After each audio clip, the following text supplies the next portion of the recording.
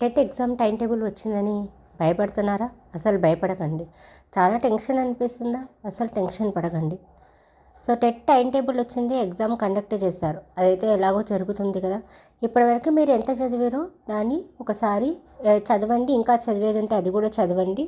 తర్వాతకి ఒక time table divide చేసుకోండి. డేకి ఎంత ఫినిష్ చేయాలి అని ఫినిష్ చేసుకొని కంపల్సరీ ఎగ్జామ్కి before 2-3 days before compulsory what ever you have learned, మీరు ఏం చదివినారో కంపల్సరీ రివిజన్ చేయాలి. I want to tell this only. So what I am following, every time we should follow only revision is multiple times revision is very very important. So if you don't have time, at least 2 times revision చేయాలి. Revision చేస్తేనే ఎగ్జామ్లో గుర్తుకొస్తాయి. Okay, నేను నా personal opinion కొన్ని విషయాలు చెప్పాలనుకుంటున్నాను. నేను కూడా I have told you, I didn't right it TET exam before marriage, but after marriage I have return TET exam. So నేనేం చేశాను అని అంటే 150 కదా, 150 మార్క్స్కి 100 మార్క్స్ టార్గెట్ పెట్టుకొని చదువుకున్నాను. అది కూడా ఎప్పుడు అంటే నాకు ఒక 6 months బేబీ ఉన్నాడు, నాకు బాబు ఉన్నాడు. నేను first I want to thanks to my son because of వాడు సపోర్ట్ చేసిండు కాబట్టి నేను ఈరోజు టెట్లో 150 చదివేంత టైం నాతో లేకుండే. సో ఏమనుకున్నా అంటే 100 మార్క్స్కి టార్గెట్ పెట్టుకుంటే 75 ఎలాగో వస్తాయి కదా, క్వాలిఫై కావచ్చు కదా. First attempt, so whenever I'm telling this, that is first అటెంప్ట్లో ఇలా అనుకొని రాశాను. 2022లో ఎగ్జామ్ రాశాను. సో ఎవరి సపోర్టు లేదు, అసలు ఎవ్వరూ లేరు ఇంట్లో. నేను, మా బాబు, మా ఆయన మార్నింగ్ డ్యూటీకి వెళ్ళి నైట్కి వస్తాడు. ఆయనకు పెద్దగా ఇంట్రెస్ట్ ఉండదన్నమాట ఫస్ట్లో. ఏంటిదనంటే ఎందుకు బాబుని పెట్టుకొని ఫస్ట్ నువ్వు మదర్గా సక్సెస్గా బాబుని మంచిగా చూసుకో, తర్వాతకి ఇంకేమైనా చదవాలనుకుంటే చదువుకోవచ్చు. కానీ నా ఫీలింగ్ ఏంటంటే ఆల్మోస్ట్ ఒక 6 years ఒక కాలేజీలో లెక్చరర్గా జాబ్ చేసి ఇలా ఇంట్లో ఖాళీగా ఉండడం ఎందుకు అని అనిపించి ఆ టైంలో 6 months బాబు ఉన్నప్పుడు నేను టెట్కి స్టార్ట్ చేశాను. I don't have exactly idea. April 2 రోజు నేను డిసైడ్ అయినా. డేట్ బాగా గుర్తుకుంది, ఉగాది ఉంది అనుకుంటా. ఆ రోజు నేను వెళ్ళేటప్పుడు మా హస్బెండ్కి చెప్పానమాట. నేను April 2 రోజు తనకి చెప్పాను, నేను ఇట్లా టెట్కి ప్రిపేర్ కావాలి అనుకుంటున్నాను. తను నవ్విండు. సో నవ్వినప్పుడు నేను చాలా ఫీల్ అయినా.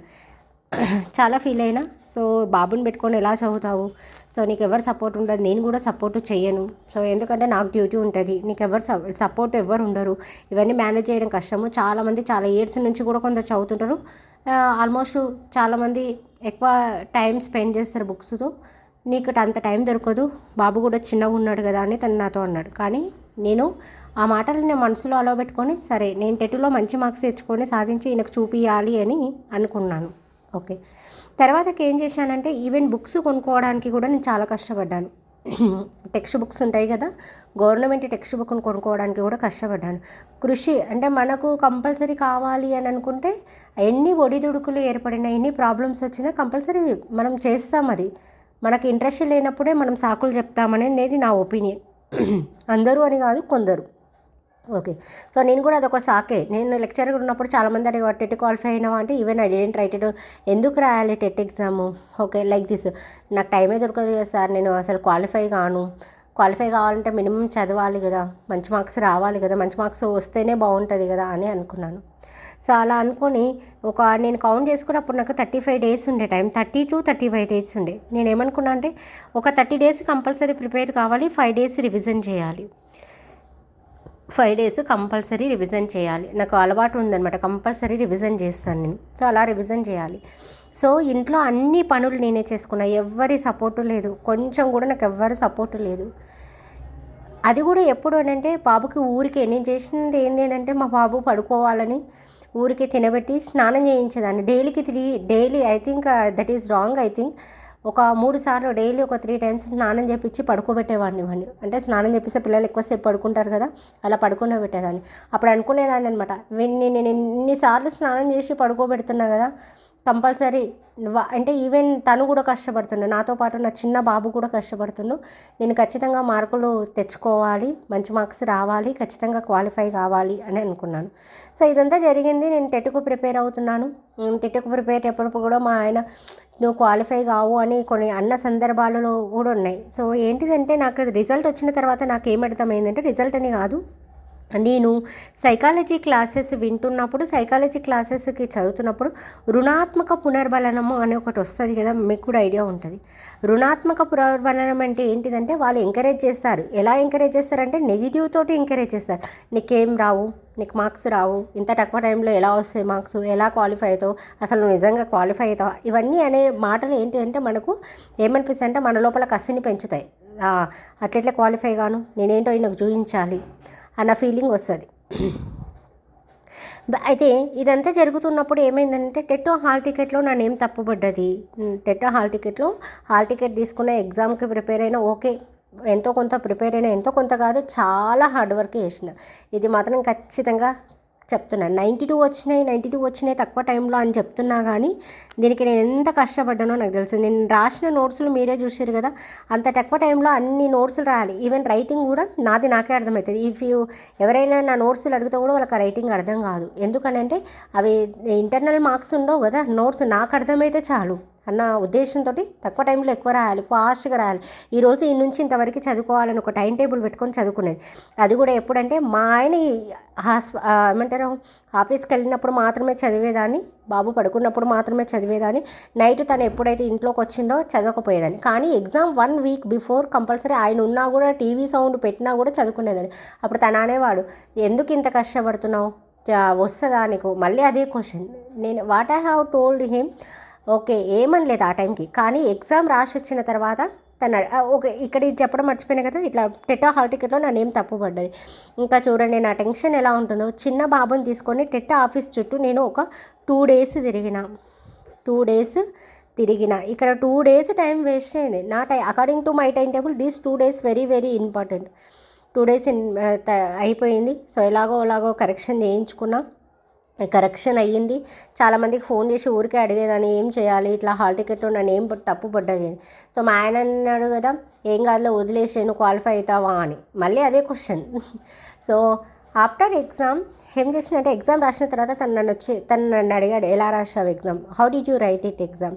ఐ సెడ్ ఎగ్జామ్ రిజల్ట్ దేకో అప్. What I have told him, see my result, నా రిజల్ట్ చూడు. ఓకే, ఐ థింక్ ఎగ్జామ్స్ అయిపోయినాక ఒక 2 daysకి కీ వచ్చిందండి. అది రిటర్న్ టెస్ట్, ఆన్లైన్ ఎగ్జామ్ కాదు అప్పుడు మేము రాసినప్పుడు. ఆ రిటర్న్ టెస్ట్లో కీ వస్తే నాకు కీలో చూసుకుంటే కూడా కరెక్ట్ 92 వచ్చినాయి, పేపర్ 1లో 81 వచ్చినాయి. నేను పేపర్ 2కి ప్రిపేర్ అయినా, కానీ ఆ ఇయర్ పేపర్ 1 కూడా మాకు ఛాయిస్ ఇచ్చారు. ఆ టైంలో పేపర్ 1 క్వాలిఫై అయినా, పేపర్ 2 కూడా నేను క్వాలిఫై అయినా. ఇంత కష్టపడ్డా కదా, ఆ రిజల్ట్ వచ్చిన రోజు నా హ్యాపీనెస్కి అసలు నేను ఏంటి అని అంటే ఇంకా నేనేం చెప్పలేను. నా ఎంత హ్యాపీగా ఉంటుంది, మనం ఎంత హార్డ్ వర్క్, కానీ కష్టపడితే ఎప్పటికైనా రిజల్ట్ ఉంటుందని నేను చాలా నమ్మిన. దాని తర్వాత కష్టపడితే రిజల్ట్ ఎక్కడికి పోదు. కష్టపడాలి, హార్డ్ వర్క్ చేయాలి, ఇంట్రెస్ట్ ఉండాలి, ఓపిక ఉండాలి.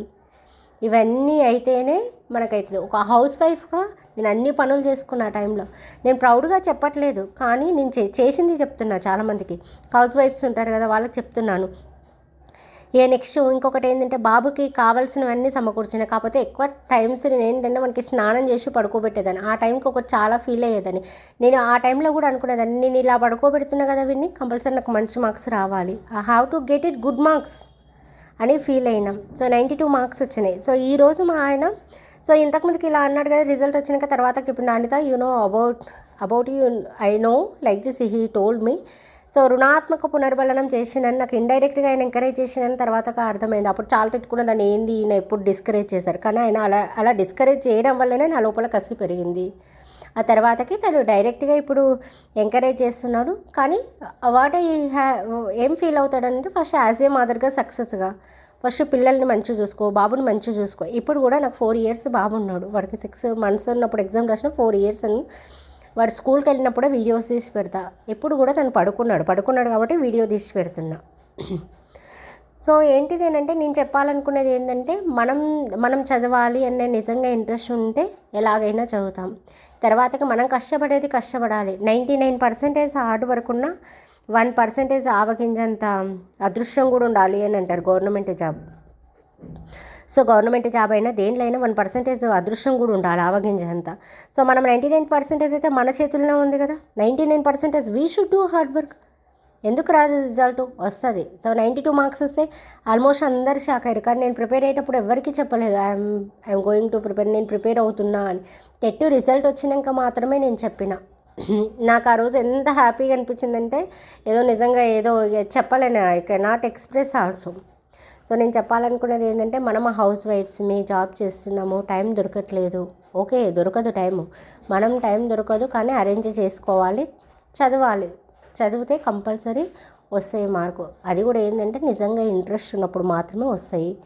మనకు నిజంగా ఇంట్రెస్ట్ లేనప్పుడు ఎన్నిసార్లు టెట్కి అప్లై చేసినా, ఎన్నిసార్లు ఏం చేసినా కూడా మార్క్స్ రావు. 92 కొందరికి తక్కువ మార్క్స్ ఉండొచ్చు, కానీ అకార్డింగ్ టు మీ 92 చాలా ఎక్కువ మార్క్స్. ఎక్కువ మార్క్స్ అంటే ఏంటిది, నేను 100 మార్క్స్కి టార్గెట్ పెట్టుకుంటే నాకు 92 వచ్చినాయంటే దట్ కాంపిటేటివ్ ఎగ్జామ్.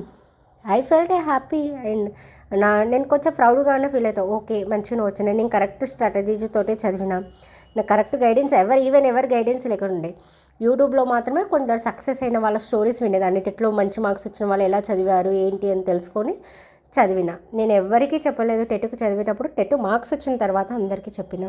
మీరు కూడా అస్సలు టెన్షన్ పడకండి, revision is very very important. Multiple times revision చేయండి.